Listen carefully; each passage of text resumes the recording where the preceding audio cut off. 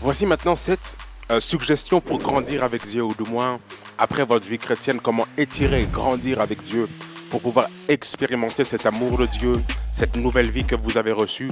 C'est parti, let's go.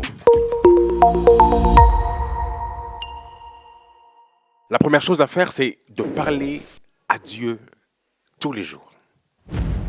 Lisons Jean 15, verset 7. Si vous demeurez en moi et que mes paroles demeurent en vous, demandez ce que vous voudrez et cela vous sera accordé. Si vous demeurez en Dieu et que moi je demeure en vous, alors demandez ce que vous voudrez. Cela vous sera accordé. Euh, la vie chrétienne est une vie de relation. De la même manière que si vous êtes en relation avec les hommes, vous prenez le temps de les écrire plus ou moins chaque jour en fonction de l'intimité que vous avez. Dieu attend à ce que chaque personne qui le reçoive ne vive pas une vie simplement, bon, j'ai accepté Jésus, euh, qu'est-ce que je dois dire à Dieu? Il y aura sûrement une vidéo qui vous permettra de savoir comment prier, mais la vie chrétienne est une vie de relation. À quoi direz-vous à votre Père si jamais vous lui parliez? Dieu est notre Père. Père, merci. Merci pour la vie, merci pour le souffle de vie. Je te bénis aujourd'hui, je te demande de me guider. Hier, j'ai sûrement été en colère et j'ai perdu ma tempérance. Je te demande de m'aider aujourd'hui. Je te recommande cette journée aujourd'hui. Oui, la discussion. Et elle, pour certains, elle est matinale, pour certains, elle est au soir. Je me couche. Seigneur, merci, parce que je suis sur le point de me coucher. Que tes anges veillent sur moi, veillent sur nous, que la paix, aucun accident nous arrive. C'est-à-dire avoir une relation avec Dieu, savoir lui parler. Et au-delà juste d'avoir des temps ponctuels, le faire sans cesse. Je prends la route pour mon bus. Saint-Esprit, merci. Merci parce que tu es en moi. Merci pour cette journée. Saint-Esprit, je sors de ce rendez-vous, c'est un peu difficile. Et, j'ai besoin que tu me donnes ta paix, s'il te plaît. Elle m'a énervé aujourd'hui. J'avais envie de péter un plomb, mais s'il te plaît, Saint-Esprit, aide-moi à pouvoir. Ce réflexe permettra aux chrétiens d'avoir de plus en plus conscience que Dieu est là à chaque instant de sa vie et que la vie chrétienne n'est pas une vie de dimanche ou de rendez-vous avec un certain pasteur ou avec son propre pasteur, mais une vie d'autonome et personnelle qui nous permette de prendre conscience jour après jour que Dieu est bien plus présent et qu'il faut lui parler tous les jours avec beaucoup d'amour pour pouvoir entretenir cette relation. Je ne peux pas être en relation avec quelqu'un sans pour autant ne pas lui parler, sinon cette relation ne grandira pas et vous ne pourrez pas non plus vous découvrir. Donc c'était le premier point. Le deuxième point, lire sa Bible chaque jour.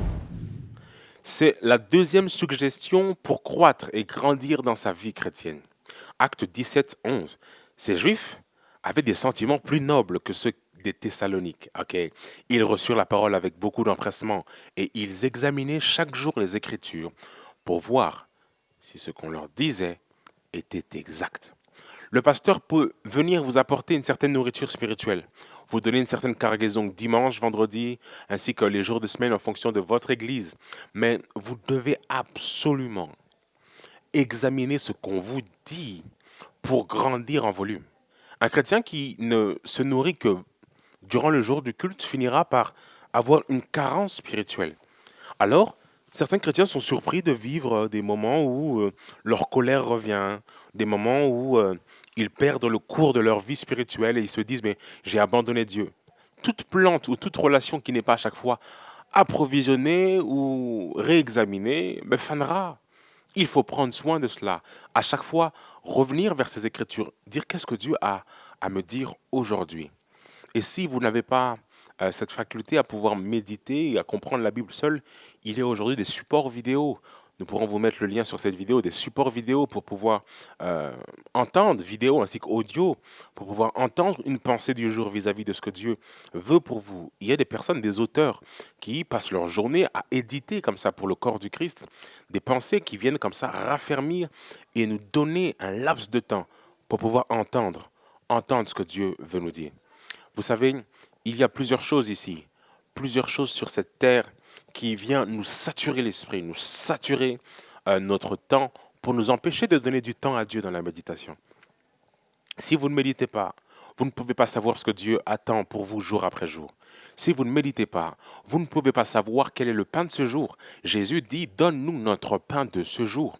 Donc, il faut absolument une portion, une méditation pour aujourd'hui, afin de correctement être nourri spirituellement.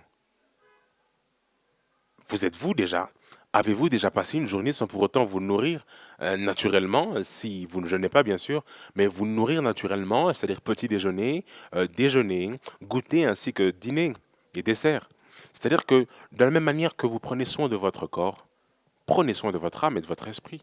Faites en sorte que votre âme puisse être à chaque fois approvisionnée. Les chrétiens passent plus de temps à manger qu'à faire manger leur âme, à faire manger leur esprit. Et ce n'est pas la volonté de Dieu. Vous ne pouvez pas croître si vous n'écoutez la parole de Dieu que 2 fois par semaine. C'est impossible.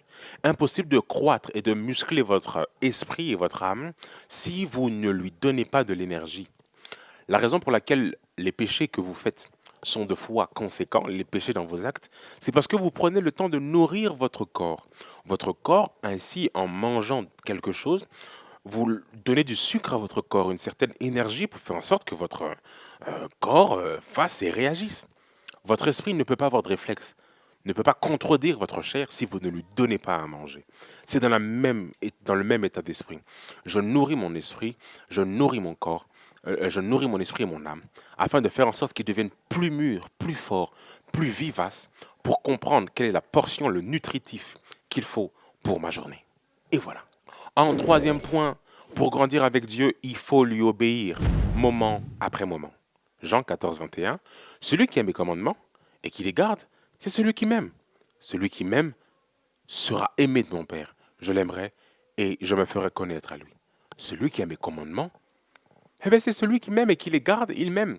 L'amour de Dieu n'est pas simplement dire oh je t'aime Jésus, chanter dans une église, avoir un beau cœur, chanter avec des belles mélodies. C'est d'abord une obéissance, une vie d'obéissance.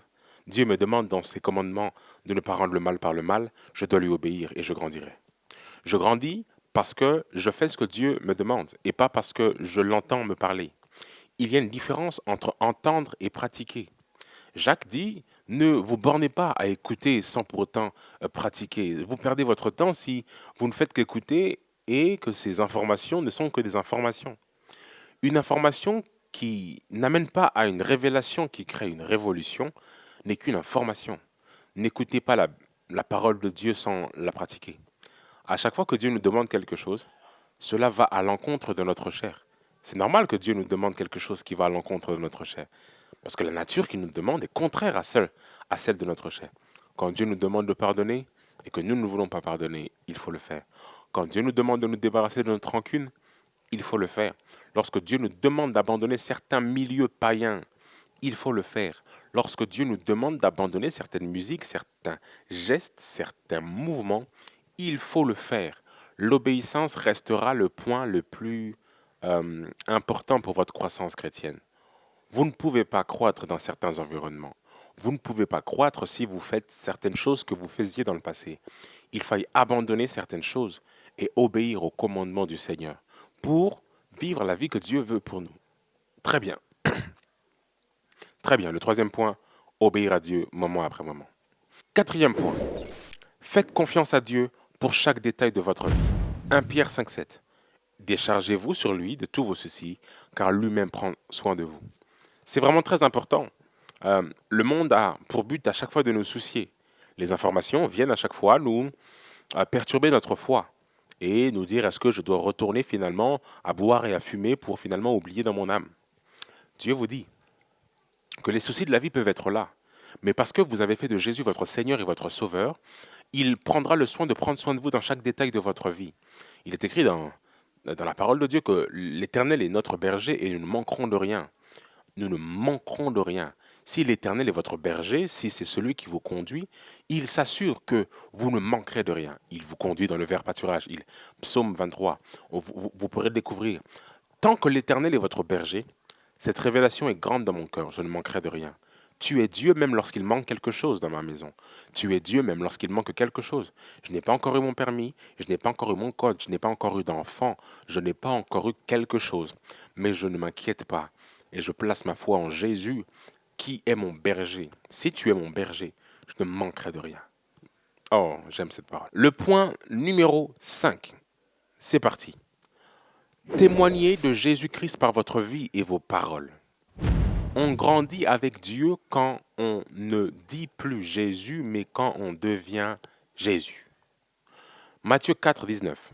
Il leur dit, suivez-moi, et je ferai de vous pécheurs d'hommes. Vous ne pouvez pas suivre Jésus et rester la même personne. Très important. Jean 15, 8, je vais revenir. Si vous portez beaucoup de fruits, c'est ainsi que mon Père sera glorifié, et vous serez mes disciples. Oh là là là. Jésus est en train de dire que si vous êtes disciples, ne portent du fruit que ceux qui sont des disciples de Christ. Ainsi, Dieu est glorifié par les fruits qu'il porte. Le climat, l'environnement dans lequel nous sommes, n'est pas toujours une justification au fait qu'on doit être méchant avec ceux qui sont méchants avec nous. Mais bien là, à chaque fois que nous demandons à Dieu de la patience, il nous mettra dans un environnement où notre patience sera testée. À chaque fois que vous demandez à Dieu plus de foi, eh bien, il est possible qu'il vous teste par certaines épreuves qu'il vienne jauger votre foi. Mais dans toutes ces circonstances, témoignez Jésus par votre foi et par votre vie. Oui, dans une situation difficile au milieu de votre foyer, par exemple, les parents ne s'entendent pas ou quelque chose de difficile vient dans la maison, vous devez témoigner Jésus et dire, bon, j'ai foi en Jésus. Jésus va le faire. Je ne suis plus la même personne. Je veux le témoigner dans mes paroles et dans mes actes. Autrefois, j'insultais ma mère, maintenant je ne le ferai plus. Autrefois, je maudissais mes enfants, maintenant je ne le fais plus. Parce que je ne suis plus la même personne. Oui, Christ dit, je ferai de vous des pécheurs d'hommes. Vous ne pouvez plus rester la même personne. Il y a toujours un avant et un après. Oui, il y a toujours un avant et un après parce que la nature qui change. Ce n'est pas votre couleur de peau qui change. Ce n'est pas votre... Mais c'est votre nature qui change de Adam à Christ.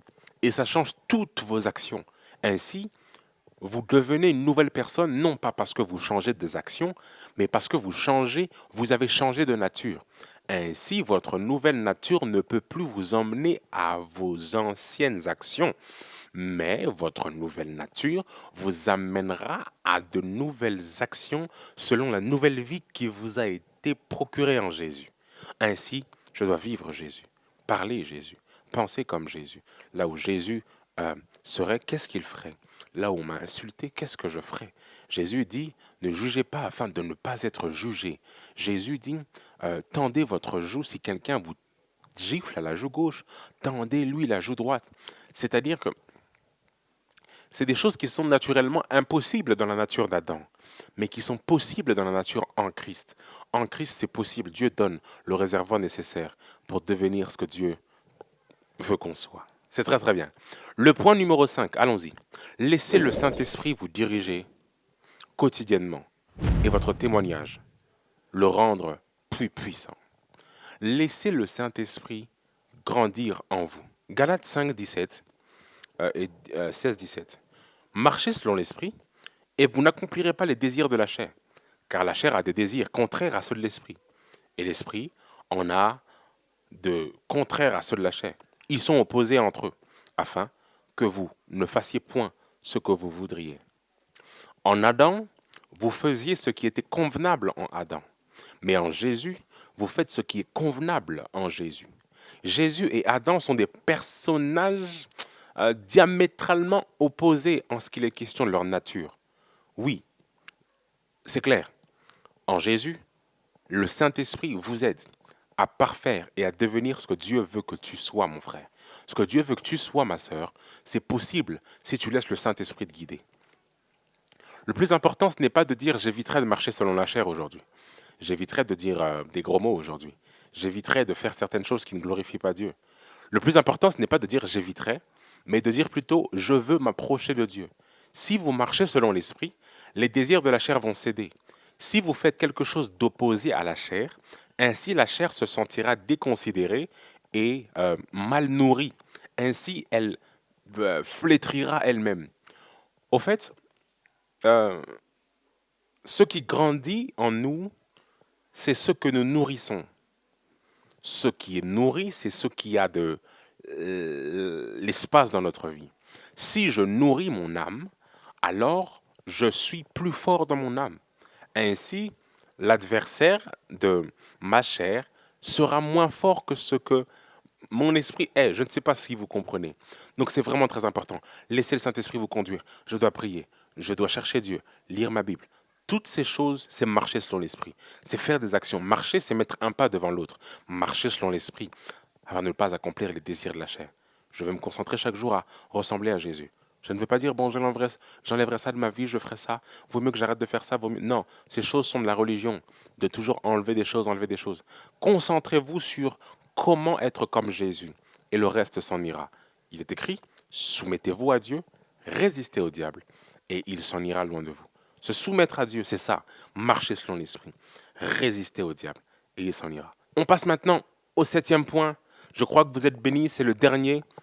Il est très très important. Notez-le, gardez-le. C'est l'importance de la communion fraternelle. Un chrétien qui est né de nouveau et qui n'a pas un environnement qui vient à augmenter sa foi chrétienne ne pourra pas aller au prochain niveau. Hébreux 10, 25. N'abandonnons pas notre assemblée comme c'est la coutume de quelques-uns, mais exhortons-nous mutuellement, et cela d'autant plus que vous voyez le jour s'approcher. N'abandonnons pas nos assemblées.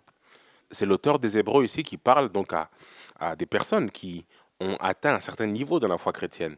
S'il dit de ne pas abandonner les assemblées à des personnes qui sont notamment disciples, c'est parce qu'il se rend compte que oui, malgré le fait d'être disciple, certaines personnes abandonnent les assemblées au détriment de la communion fraternelle. La communion fraternelle n'est pas une chose facile. Lorsqu'une personne vient dans l'église, elle s'attend à ce que l'église soit le meilleur endroit du monde, parce qu'elle considère que Jésus est là et que le message de l'évangile est parfait. Le message de l'évangile est parfait, mais il est donné à des personnes imparfaites, au travers de personnes imparfaites, mais que le Saint-Esprit rend perfectible. Avoir ces personnes autour de nous en Christ, c'est un avantage. Je vous assure, entre quelqu'un qui grandit en Christ dans un environnement qui n'est pas en Christ et quelqu'un qui grandit en Christ dans un environnement en Christ, la personne qui est en Christ grandira plus rapidement que celui qui est encore dans un milieu mondain. Pourquoi? Parce que le faire aiguise le faire. Si je ne sais pas prier 1 heure et que je rencontre un frère qui sait prier 1 heure, je saurai à mon tour prier 1 heure. Je suis la somme des gens que je côtoie, ça c'est clair, et le monde le sait d'ailleurs. Si je suis en Christ, je dois trouver une assemblée dans laquelle me rassembler. Certains chrétiens disent, non, tu n'as pas besoin d'assemblée, prie Jésus dans ta maison, prie Jésus dans ton cœur, il saura te faire grandir. Vous serez toujours plafonné si vous vivez votre vie chrétienne seul. C'est possible de vivre seul, mais vous serez toujours plafonné. Vos expériences seront toujours biaisées et elles ne pourront jamais être confirmées ou encore élevées. Il faille le faire pour aiguiser le faire. Il faille qu'un frère en Christ vous dise que vous avez rétrogradé pour vous rendre compte que vous avez rétrogradé. De la même manière que lorsque vous entrez dans une salle de sport, tout le monde gonfle les pecs pour montrer à quel point ils sont prêts à soulever les machines. Vous avez besoin d'un environnement comme celui-ci, où les gens autour de vous gonflent les pecs en Christ pour vous dire que j'ai prié à un certain moment. Ainsi, dans cet environnement de la salle de muscu, tout le monde veut montrer qu'il peut soulever des machines. Cette étape est importante, bien que certains le font pour montrer une apparence de piété. Mais c'est très important d'avoir un environnement où les gens sont plus forts que nous dans la prière, plus forts que nous dans la méditation, plus forts que nous, ou même si nous sommes plus forts que d'autres. Cela peut nous aider aussi à pouvoir donner cet enseignement, à créer le discipolat et à notre tour, pouvoir transmettre le message de l'Évangile. Quelqu'un qui grandit dans un environnement qui n'est pas favorable à sa croissance ne grandira pas. Et ça, ce n'est pas un message qu'on peut diluer en disant « bon, on fait les deux ». Ça ne veut pas dire que vous devez abandonner votre ancien entourage, mais vous devez faire des choix conséquents pour protéger votre foi et la voir grandir. Voilà, c'était les 7 suggestions par rapport à la croissance d'une vie chrétienne.